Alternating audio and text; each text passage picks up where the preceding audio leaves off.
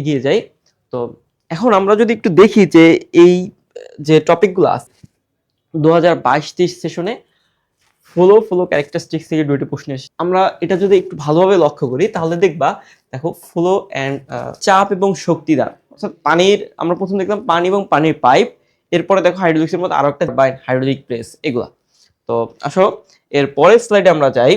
এরপর আসো আপেক্ষিক গুরুত্ব। তো আপেক্ষিক গুরুত্ব বলতে কি বুঝাচ্ছি আমরা, যে কোনো তরল ক্ষেত্রে হবে, এটা কিভাবে নির্ণয় করা হবে? তরল পদার্থের ওজন, পানির যে পানি নিয়ে আর কি আমাদের এই হাইড্রোলিক্সের মধ্যে কথাবার্তা আমাকে খুব বেশি কিছু জানার দরকার নাই, জাস্ট আমরা জেনে রাখলাম।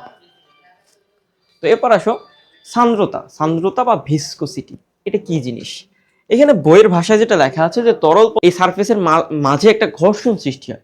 এখন তরলের ক্ষেত্রে এই ঘর্ষণ কি আমরা বলতেছি, চিত্র যেটা আছে এটা থেকে আমরা বোঝার চেষ্টা করি। দেখো